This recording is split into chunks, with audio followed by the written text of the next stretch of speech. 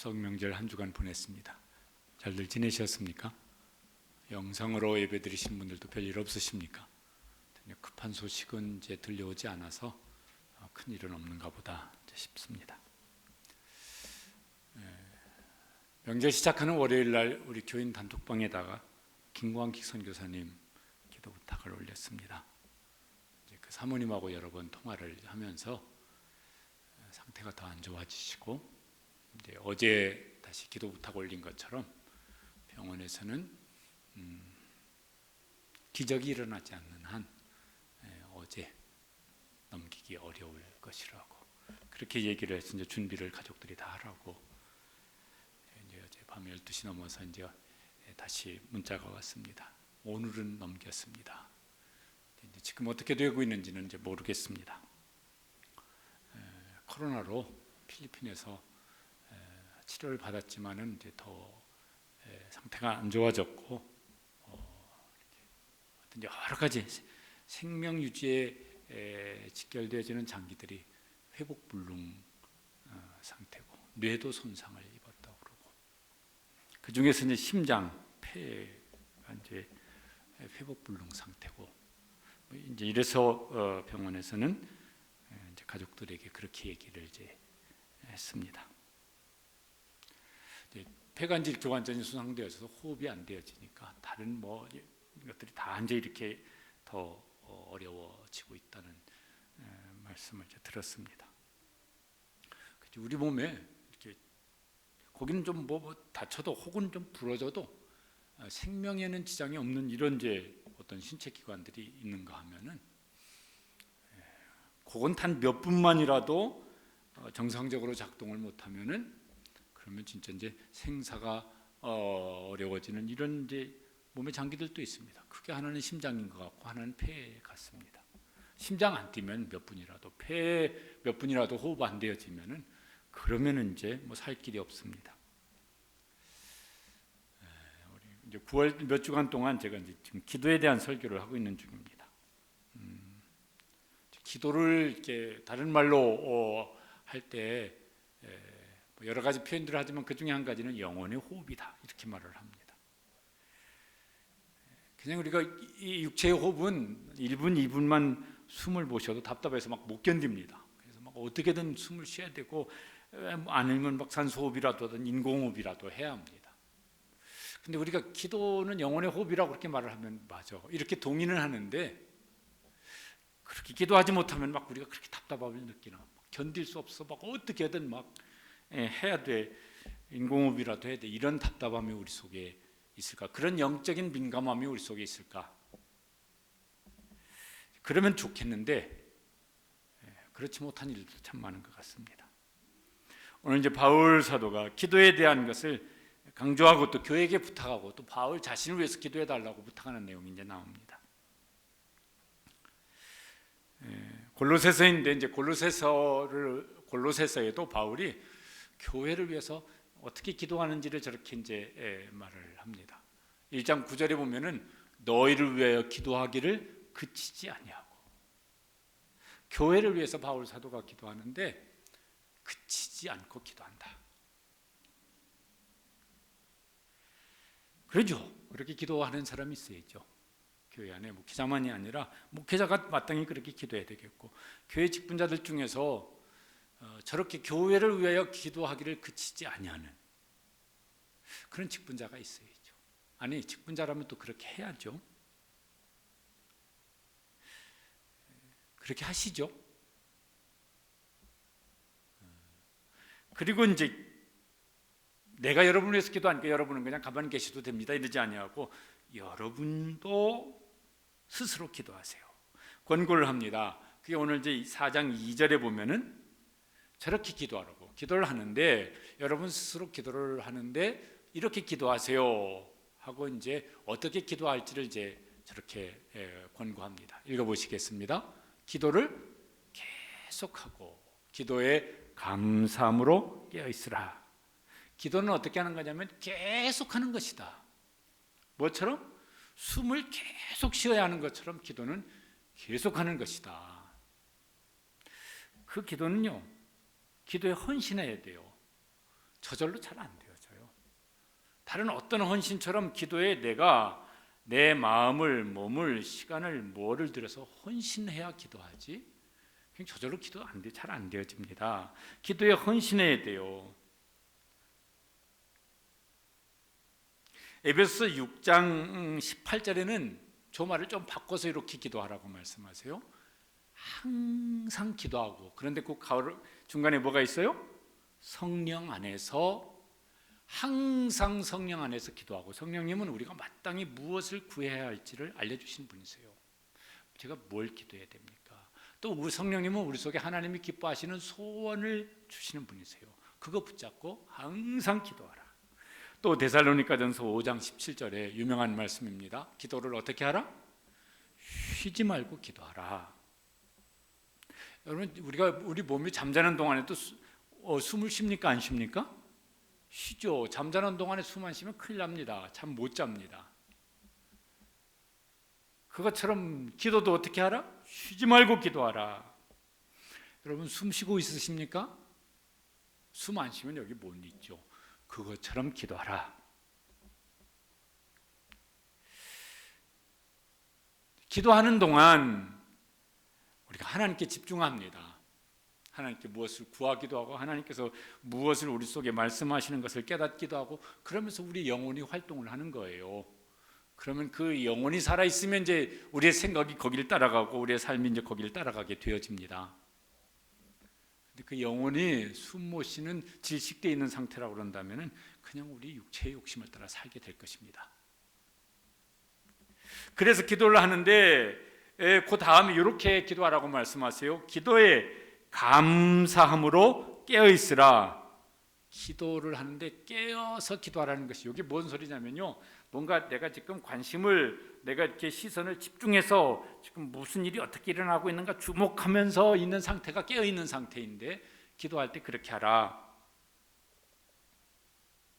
에베소서 6장 18절에도 깨어 구하기를 항상 힘쓰며, 기도하는데 깨어서 기도하라고. 이 몸이 깨어 있어야 기도하기도 하지만요, 우리의 생각이 깨어 있고 우리의 영성이 깨어 있어야, 그래 하나님께 들으시기에 야, 네가 합당한 기도를 하는구나, 이런 기도를 우리가 이제 하게 될 것입니다.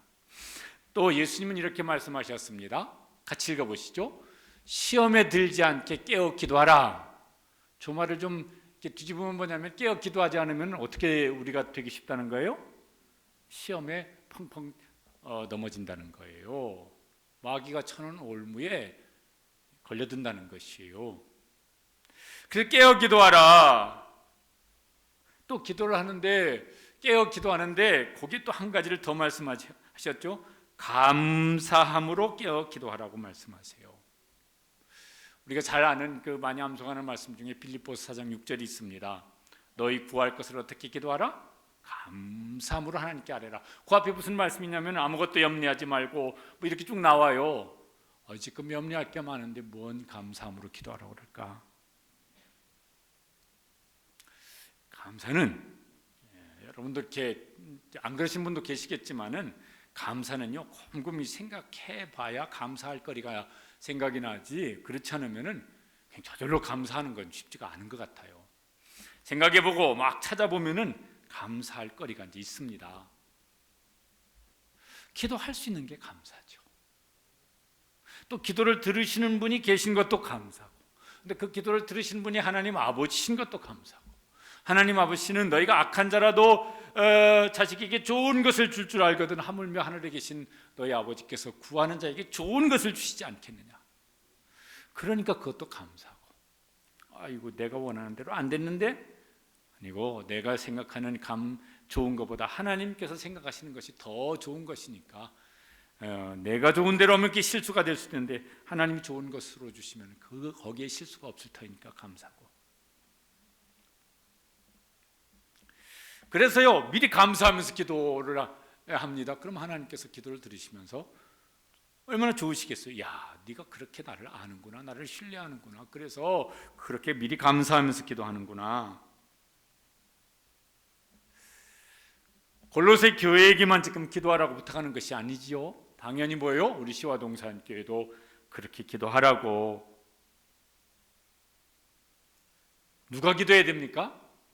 목사가 기도해야 됩니까? 당연히 목사가 기도해야죠. 여러분 기도 안 하셔도 됩니까? 무슨 소리예요? 당연히 기도하셔야죠. 어떤 마음으로 기도하면 좋을까? 구약의 사무엘 선지자가, 그는 선지자고 제사장이고 사사였던 분입니다. 지도자죠. 그분은 기도를 이렇게 생각을 했습니다. 야, 저렇게 생각하고 기도하면 참 좋겠다. 같이 읽어보시겠습니다. 너희를 위하여 기도하기를 쉬는 뭐를? 죄를 여호와 앞에 결단코 범하지 아니하고.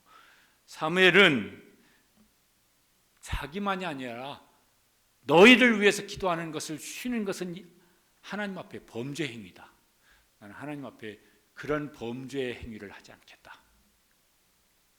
그분은 지도자니까 그렇지. 아니요. 가정에서 부모님은 다 가정의 자녀들에게는 지도자인 셈이에요. 그러면 부모는 어떻게? 나는 자녀를 위해서 기도하기를 쉬는 범죄를 저지르지 않겠다. 이렇게 기도하는 것이 합당하겠죠. 교회 직분자입니다. 나는 교회를 위해서 기도하기를 쉬는 범죄 행위를 하나님 앞에서 저지르지 않겠다.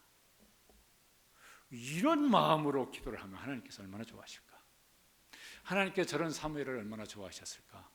그런 의식을 가지고 기도하는 사람을 하나님께서 얼마나 찾으시고 기뻐하실까?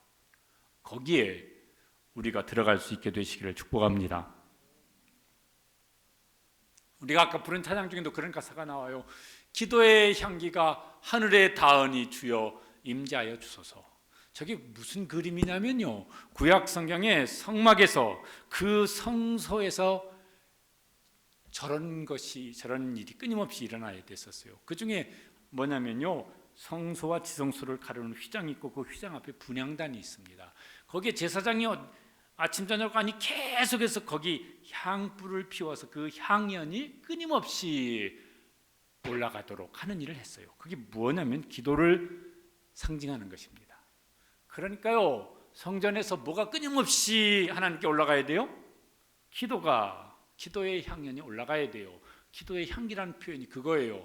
우리는 성전이에요. 성령님이 계시는. 우리 속에서 끊임없이 뭐예요? 기도의 향기가 하나님 앞에 올라가야 된다고. 그거 하나님께서 보시고 구약의 표현대로 하면 흠향하세요. 흠향이라는 게 뭐죠? 기뻐 냄새를 받아들인 거예요. 아이고, 냄새 끝내주네. 와, 맛있는 냄새네. 아이고, 냄새 죽여주네. 하나님께서 뭘 맡으시고 싶으신 거라고요? 우리의 기도의 향기가, 기도의 향연이 끊임없이 하나님 앞에 올려져서 하나님께서 흠향하기를 원하신다고.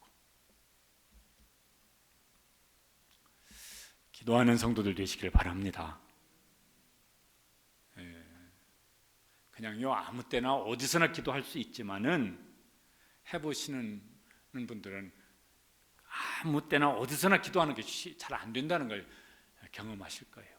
기도는 시간과 장소가 정해져 있어야 돼요.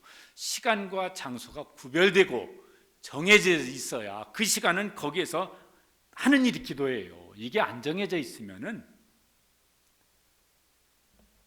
아무 때나 어디에서나 기도할 수는 있는데 기도가 집중돼서 잘 됩니까? 그런 분들은요, 고도로 기도 훈련을 받으신 분은 그럴지 모르겠지만 저도 그건 잘 안 됩니다.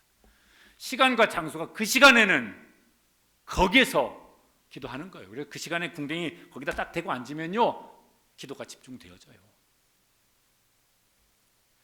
그게 이제 새벽 기도죠. 어떤 분은요, 저는 새벽에 새벽 기도하면 아유, 하루 종일 낮에 막 피곤해서 아무것도 못합니다. 그러면 그분은 낮에 일하면 저녁에든 시간과 장소를 딱 구별해 놓으시고 그때 기도하시길 바랍니다. 이게 우리 영상 좋은 거니 온라인 하면 좋은 건 그때도 영상 틀어놓고 할 수 있어요. 뭐만 있으면은 스마트폰만 있으면 틀어놓고 할 수 있어요. 아니면 점심 빨리 드시고 밥 먹는 거 빨리 먹으면 5분에도 먹을 수 있어요. 나머지 시간에 어디 화장실 가서 이어폰 틀어놓고 보면서 하시든지. 안 그러면 죽어요. 우리 영혼이 죽어요. 기도는 어떻게 하느냐면 숨 쉬듯이 기도해야 되겠다. 근데 그게 시간을 막 계속 24시간 한다는 것은 우리가 현실적으로 잘 못할 일이니까 시간과 장소를 딱 구별해 놓고 그 시간 또 기도를 하다 보면요, 그 시간만큼 기도해야 될 분량이 생겨요. 그러면 그 시간은 그렇게 기도한다. 바울 사도가 이제 그렇게 기도하세요. 저도 기도하고 여러분도 기도하세요. 기도는 누가 특정한 사람만 하는 것이 아니라 다 교회가 기도해야 되는 것입니다. 그런데 이제 그렇게 기도 이제 권고하고 중보 기도를 부탁을 합니다. 또한 우리를 위하여 기도하되, 바울이 지금 로마 감옥에 수년째 갇혀 있습니다. 가이사랴 감옥에도 갇혀 있었고 로마 감옥으로 이송되어져서 지금 수년째 감옥 생활을 합니다. 나이도 이제 제법 많아졌습니다. 바울은 병약했습니다. 그것 때문에 굉장히 고통을 당했습니다. 나이는 많고 감옥에 갇혀서 쇠사슬에 매여서 생활을 해야 되고, 그리고 몸은 병약해지고 있고, 우리를 위해 기도해 주세요. 보통 같으면은 하루속히 석방될 수 있도록 기도해 주세요. 감옥에 있는 분이 제일 간절한 소원이 뭘까요? 빨리 석방되는 거지. 감옥에 교도소에 면회를 여러 번 이제 다녀본 적이 있습니다. 말할 것도 없어요. 빨리 석방되는 거. 하루가 천년 같으니까. 바울 같으면 그런 기도 부탁할 거예요. 몸이 제가 자꾸 병약해지고 있습니다. 늙어가고 병약해지고 있습니다. 건강을 위해서 기도해 주세요. 그럴 수도 있을 것 같은데, 그것처럼 간절한 게 없을 것 같은데 한 가지 기도 부탁을 하고 있습니다. 뭘 부탁하냐면은 저런 기도 부탁을 하고 있어요. 읽어보시죠. 하나님이 전도할 문을 우리에게 열어주사. 전도할 문을 열어주시기를 기도해 주세요. 감옥문 열어달라고 기도하는 것이 아니라 전도의 문을 열어달라고 기도 부탁을 하고 있습니다. 바울은 감옥에 있으면서도 거기서 선교 활동을 열심히 했어요. 그게 사도행전 28장 28절에 보면요, 열심히 했습니다. 그리고 빌립보서 1장 12절에도 보면은 감옥에서 저런 것을 경험을 했습니다. 읽어보시겠습니다. 형제들아, 나의 당한 일이 도리어 복음 전파의 진전이 된 줄을 너희가 알기를 원하노라. 당한 일은 감옥에 갇혀 있는 것입니다. 근데 복음 전파의 진전이 이루어지고 있어요. 감옥 밖에 있는 사람이, 야, 바울은 선교하다가 전도하다가 감옥에 갇혀 있으니 감옥 밖에 있는 우리는 얼마나 더 열심히 해야 안 되냐, 이렇게 해서 하는 사람도 있었고, 바울 자신도 감옥에서요, 그 빌레몬스에 나오는 오네시모도 전도했고, 또 무슨 로마 황실의 측근들도 전도했고, 하여튼 뭔가 감옥 안에서 만나는 사람들을 전도를 합니다. 근데 그 일을 좀 더 잘했으면 좋겠어요. 그래서 감옥 문이 열려지기를 위해서 기도해 주세요. 이걸 부탁하는 것이 아니라 이 감옥에서 전도의 문이 열려질 수 있도록 그렇게 기도해 주세요. 그렇게 부탁을 하고 있습니다. 전도의 문이라는 말이 원래 그 원문에 보면은 말씀의 문이에요. 그 말씀은 이제 복음이죠. 그걸 다르게 이렇게 표현하고 있습니다. 그 다음 절에 보면은 그리스도의 비밀을 말하게 하기를 구하라. 바울은 복음을 그리스도의 비밀이라고 말을 이제 종종 합니다. 저 속에 저게요, 한 개인이 예수 믿고 구원받는다는 것만 포함되어 있는 게 아니에요. 그 속에 에베소서나 빌립보서나 골로새서에 보면요, 하나님의 원대한 계획이 그리스도의 비밀 속에 들어 있습니다. 골로새서 1장 20절에 보면 그걸 이렇게 말씀합니다. 같이 읽어보시겠습니다. 그의 십자가의 피로 화평을 이루사 만물 곧 땅에 있는 것들이나 하늘에 있는 것들이 다 그로 말미암아 자기와 화목하게 되기를 기뻐합니다. 만물이 그리스도로 말미암아 하나님과 화목하게 되기를, 온 인류가. 또 에베소서 1장 10절에 보면 이렇게 되어 있습니다. 읽어보시죠. 하늘에 있는 것이나 땅에 있는 것이 다 그리스도 안에서 통일되게 하려 함이라. 땅에 사는 모든 온 인류뿐만 아니라 하늘에 있는 모든 영적인 권세도 그리스도 안에서 통일되게 하기를 원하노라. 이게 하나님의 인류 구원의 계획이에요. 창조부터 예수님 다시 재림하실 때까지 하나님께서 역사를 이루어 가시면서 그 역사 속에서 하시기를 원하시는 일입니다. 로마가 세계를 정복하던 때예요. 그거보다 훨씬 더 크신 하나님의 원대한 계획은 창조부터 예수님 재림하실 때까지 인류 구원의 역사예요. 바울은 그것의 한 역할을 감당하려고, 그걸 감당해야 되겠습니까? 문을 열어주십시오. 감옥에서 석방되는 것보다는 그 안에서 그리스도의 비밀을 전하는 것이 더 우선입니다. 늙고 병들었으면 낫고 싶겠죠. 그런데 그보다 더 우선되는 것은 그 안에서 그리스도의 비밀이 전파되어지는 것입니다. 그래서 하나님의 그 원대한 하나님의 경륜이 이루어지는 일에 나는 그 자리에 서 있고 싶습니다.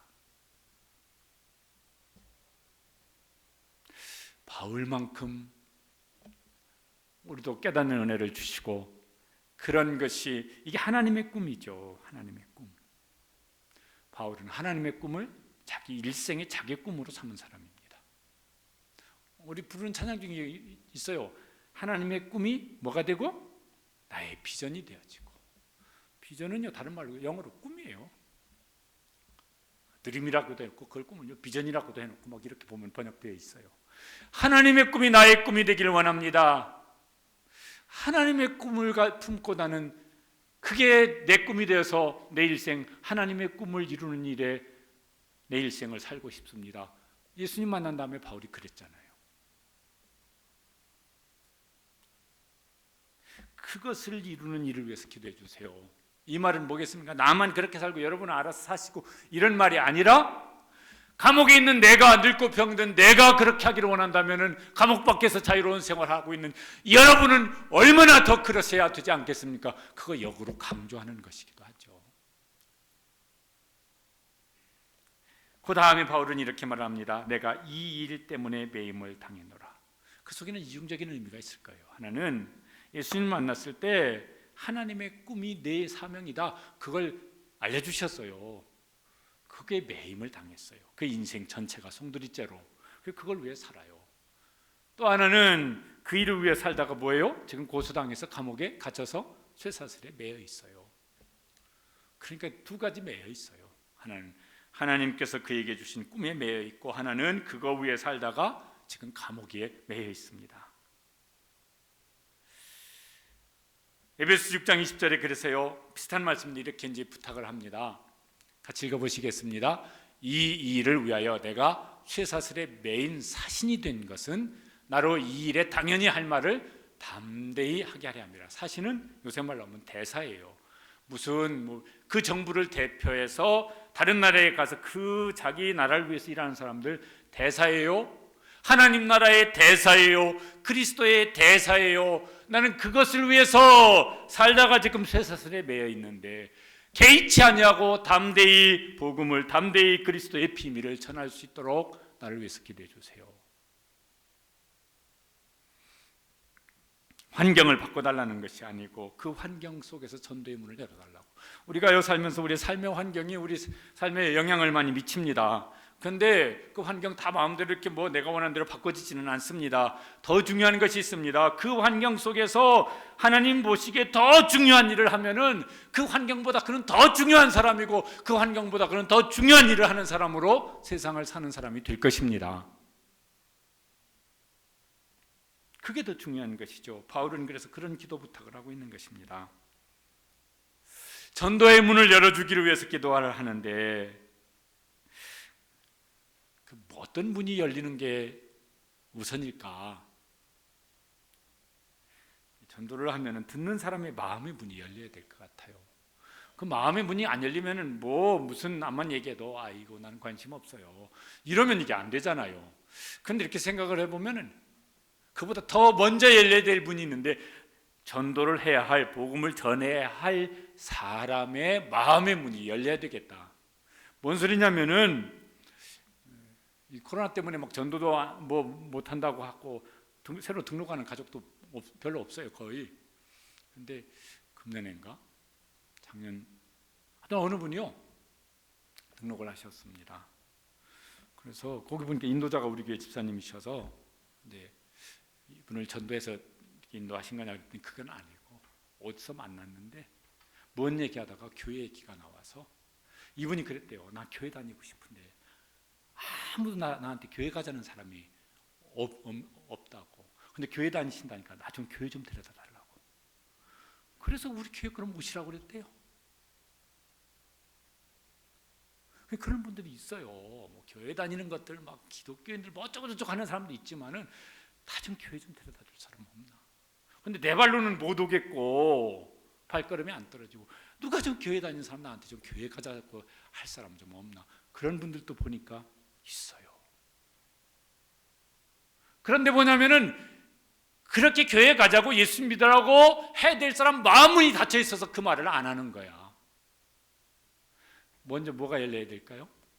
복음을 전해야 될 사람, 우리의 마음의 문이 열리는 것이 더 우선이겠구나. 그래야 그 사람한테 말을 하지. 바울 사도가 경험한 것 중에서는 사도행전 16장에 보면은 아시아 선교를 하려고 하다가 하나님이 막으세요. 유럽 선교의 문을 열어놓으세요. 그때는 어떤 환경을 막으셨어요.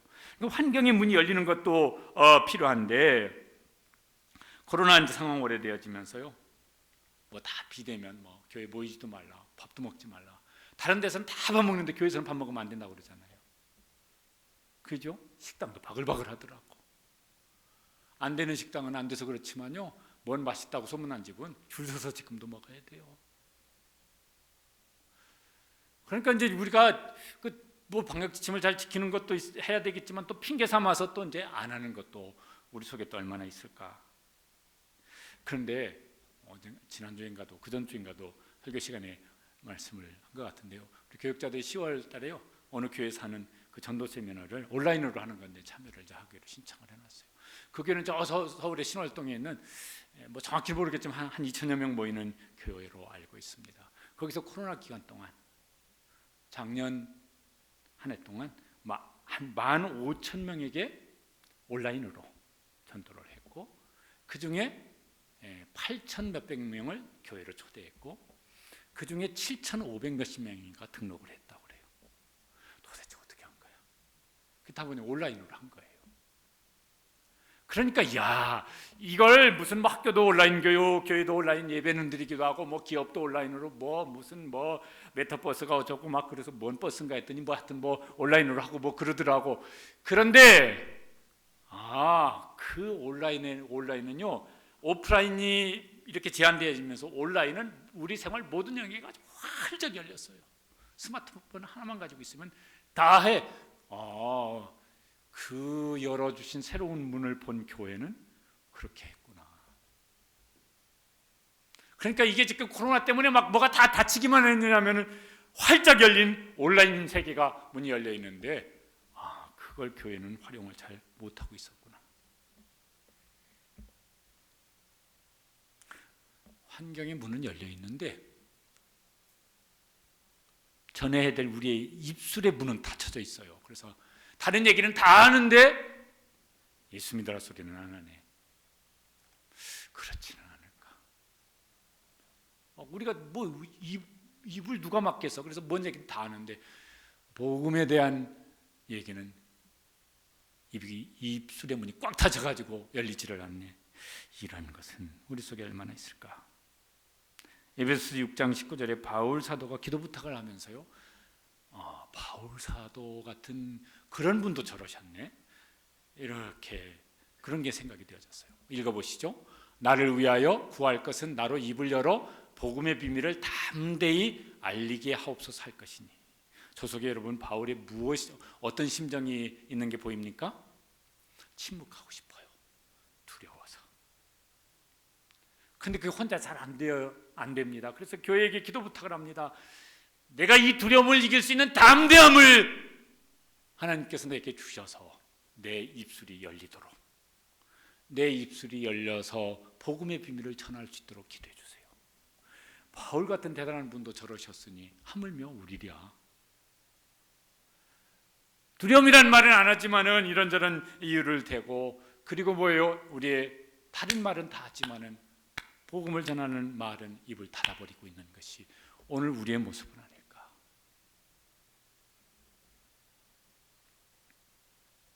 그러니 먼저 우리의 마음의 문이 열려야 되겠어요. 그리고 우리 입술의 문이 열려야 되겠어요. 그러면은 그 중에 복음을 듣고 싶어서, 예수님을 믿고 싶어서 마음의 문이 열린 사람을 만나게 하실 줄로 믿습니다. 그렇지 않고는 무슨 재주로 만나겠어요? 무슨 엑스레이 찍어봐서 마음이 열렸는지 닫혔는지 알겠어요? 뭐로 알겠어요? 예수님이 말씀하셨습니다. 두드리라, 그리하면 너에게 열릴 것이니. 그렇죠. 전도의 문을 두드리면은 그러면 열어주실 것이라고 주님 말씀하셨으니까 열어 주실 것입니다. 이제 그걸 이제 해봐야 되겠어요. 코로나는 언제 어떻게 될지 모르겠어요. 작년부터 계속 2주만 지나면 다 될 거라고 그랬잖아요. 지는 어제인가 신문도 보니까 질병관리청장이 2주만 더 참으시면, 그 얘기 작년부터 지금까지 계속 하는 김에 2년 참으라고 작년부터 그러지. 그런데 2주만 하면 그분들 될 거라고 기대를 했죠. 그런 사람이 할 수 있는 일의 한계가 거기밖에 안 되니까 그렇게 말할 수밖에 없겠지만은, 그래도 우리는 기도하고 두드려서 우리의 마음 문도 열리기까지 기도하고 우리의 입술도 열리기까지 기도하고 복음을 듣기 위해서 하나님께서 예배해 놓으신 사람 그분의 마음도 열릴 때까지 기도하고, 열리는지 안 열리는지 확인할 길이 없으니까 전해봐야 알겠으니까 전할 수 있는 우리 교회 성도들 되시기를 간절히 바랍니다. 기도만 부탁하고 이제 끝내지 아니하고 그 다음에 이렇게 말합니다. 그리하면 내가 마땅히 할 말로서 이 비밀을 나타내리라. 여러분 기도하십시오. 저는 마땅히 할 말로서 비밀을 나타내겠습니다. 마음만 먹으면요 아무 소용없는 일도 있어요. 벌써 국수 못 먹은 지가 1년도 훨씬 더 됐는데, 오늘 점심은 명절 끝에 뭘 맛있는 걸 한번 냉장고 뒤져가지고 고기 꺼내서 맛있게 먹자. 마음 먹었어요. 그리고 소파에 앉아서 텔레비 쳐다보고 있습니다. 식구들이 점심 안 먹어요. 내가 오늘 저희 냉장고에 있어 그 고기, 횡성 한우 갈비 구워 먹을 거야. 내가 마음 먹고 있어. 1시간 지났는데도요 고기 굽는 냄새가 안 나요. 좀 먹자고요. 내가 마음 먹고 있다니까. 고기 구워 먹을 마음 먹고 있다니까. 그거 한번 마음 먹고 있어봐야 실제로 굽는 일을 하지 않으면 고기가 입에 들어가겠습니까? 안 들어가지. 병원 갔어요. 의사가 진료를 하더니 어디가 이렇게 지금 아픕니다. 그래서 이렇게 처방을 했으니 치료를 해보겠습니다. 가만히 있어. 한나절 지났는데도 의사한테 확인해 보세요. 어떻게 해야 하느냐고. 내가 치료하려고 맘 먹고 있습니다. 저녁 때가 됐는데 아무 일도 없어. 또 물어봤어요. 내가 치료하려고 맘 먹고 있다니까요. 사흘이 지나서 아무것도 안 해. 또 물어봤어요. 내가 치료하려고 마음 먹고 있다고요. 마음 먹고. 치료가 되겠습니까? 안 되지. 마음 먹었으면은 행동해야지. 그래야 뭔 일이 일어나지. 근데 우리가 하는 일 중에 저도 다 그런 것이 많겠지만은 마음만 먹고 있어. 기도만 하고 있어. 그리고 실행하지는 않아요. 그러니까 아무 일도 안 일어나는 거야. 실행해야 거기서 하나님 뭔 일을 좀 하시겠는데 실행을 안 하고 있어. 그래 하나님도 기다리고 계세요. 네가 언제 할래? 네가 할 때 내가 그 속에 역사를 해야 되겠는데 네가 마음만 먹고 있으면 나도 기다려야지 뭐. 이러시는 일들은 얼마나 많지 않을까.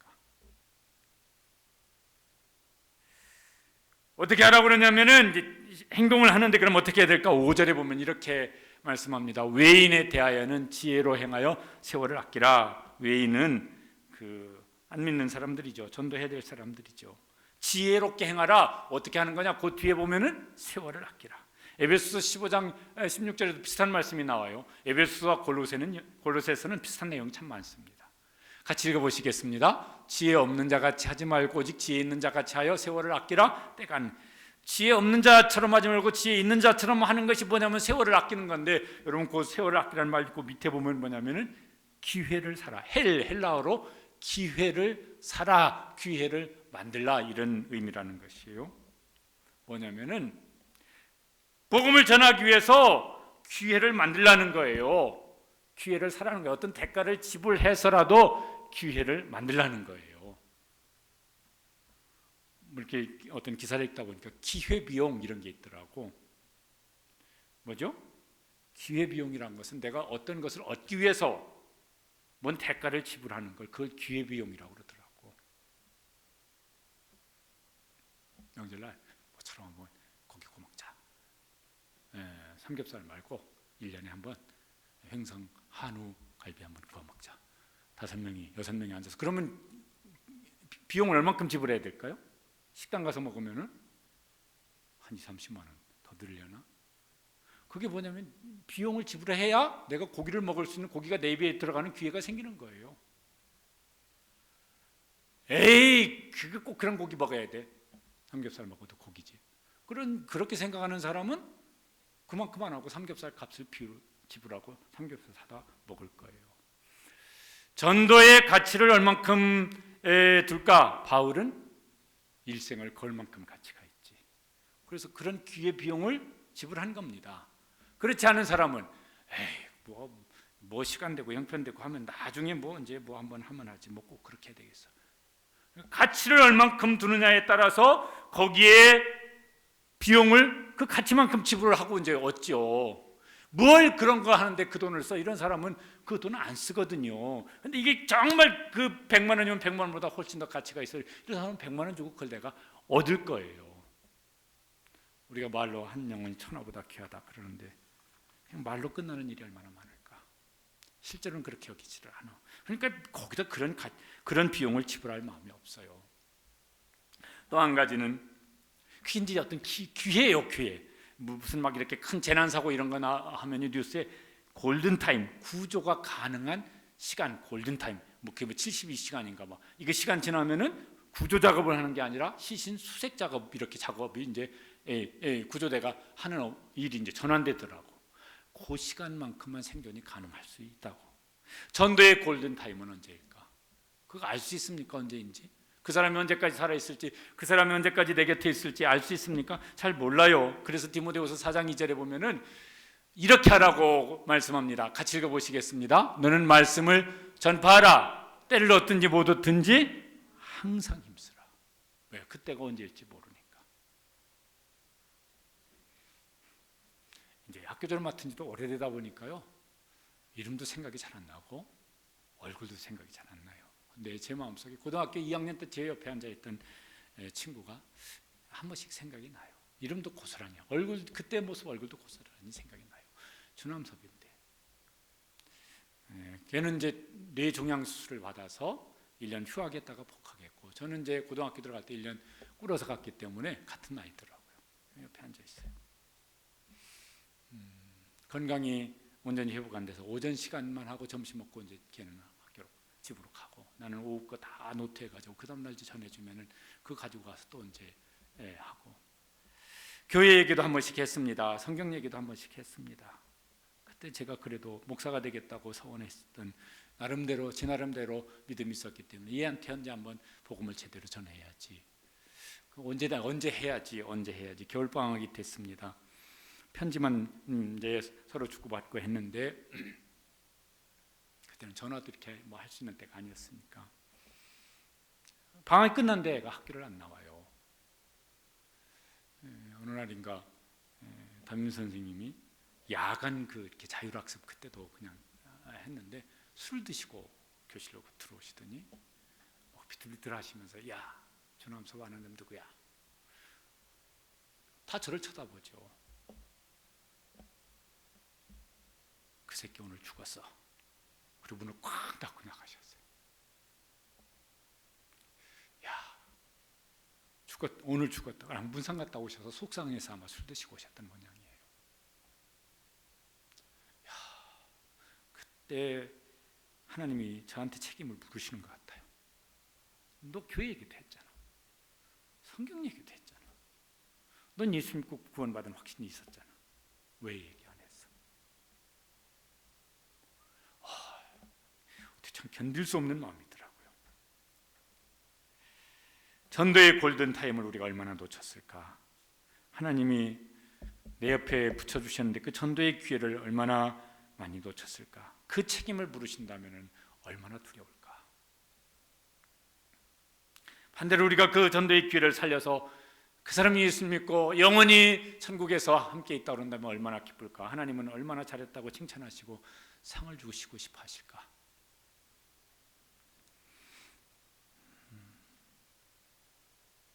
어제 저녁에 이제 설교 준비를 해놓고 이제 예배당에 와서 이제 기도를 하면서 하나님 우리 김광식 선교사 살려주세요.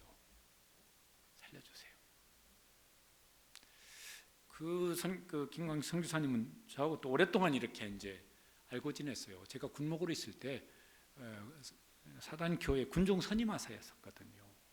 제가 물었어요. 왜 이렇게 하사관으로 군 생활을 하냐?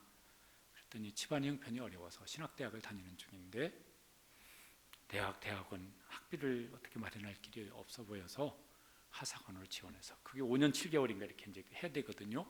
그 월급을 모아서 학비로 쓰려고 왔습니다. 생각이요.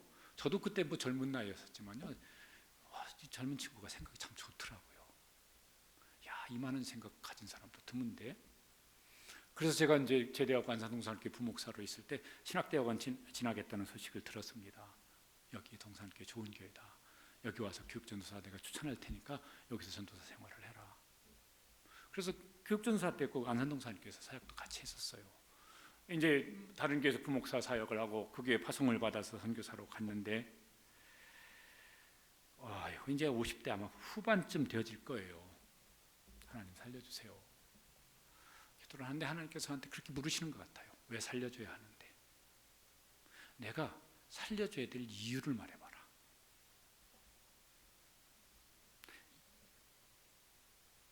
가만히 있어. 왜 살아야지? 왜 살려주셔야지? 하나님, 그 큰딸이 결혼 날짜 잡았대요. 결혼식 때까지 살아있게 해주세요. 그 집 딸만 넷인데 막내는 18살, 이제 고등학교 2학년입니다. 그의 대학 졸업 맡을 때까지는 그래도 살려주셔야 안 되겠습니까? 그거보다 그런 이유로 살아야 한다면 세상 떠난 사람, 그보다 그 전에 세상 떠난 사람들이 얼마나 많은데 그게 살려줘야 될 이유냐? 그런 생각이 들어요. 뭐가 있지? 하나님 선교사잖아요. 이 사람 살려주셔야 거기 복음 듣잖아요. 그거면 이유 되잖아요.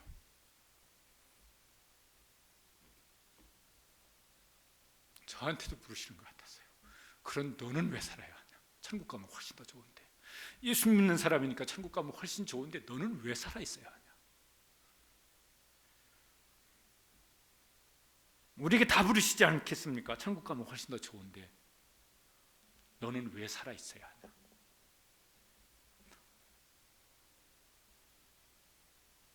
바울의 이유는 뭐였습니까?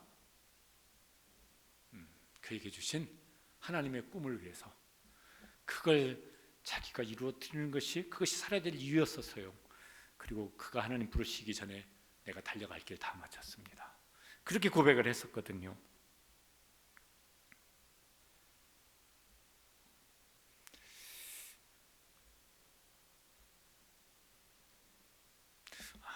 그랬으면 참 좋겠습니다. 우리가 살아가야 될 이유가 여러 가지가 있죠. 근데 그 중에 우선되는 것 중에 우선되는 것이 바울처럼 그렇지. 하나님께서 내 인생뿐만 아니라 온 인류 역사 속에 예수 그리스도로 말미암아 하나님께서 하나가 되어지고 통일되게 하시려고 하는 하나님의 경륜이 그리스도의 비밀을 통해서 이루어지는 것인데 그것 때문에 교회를 세웠고 그것 때문에 우리를 예수님 믿게 하셨는데 그럼 그게 우선이지. 그래서 전도의 문이 열려지기 위해서 내 마음의 문이 열려지고 내 입술의 문도 열려지고 그리고 복음을 들어야 될 사람 그의 마음의 문도 열려지고 필요하면 환경의 문도 열려지고 그때까지 기도하고 그리고 그 기도 속에 우리를 속에 바울에게 힘 주셨던 것처럼 그렇게 감동을 주시고 열정을 주시고 담대함을 주셔서 그것을 얻어서 우리의 마음이 열리고 입술이 열리고 그리고 마음의 문이 열린 사람들에게 예수 그리스도의 비밀이 증거되어진 일에 쓰임받는 우리 시와 동산교회가 되어지고 그 일에 앞장서는 우리 성도들 되어지기를 주님의 이름으로 축복합니다. 그러면 우리는 가장 분명한 이유를 가지고 세상을 살아가는 이유 있는 인생을 살아가는 사람들이 될 것입니다. 그렇게 살다가 주님 앞에 서면은 주님께서 우리의 삶을 칭찬하시고 상 주시는 그런 복된 인생이 될 줄로 믿습니다. 기도하시겠습니다. 하나님,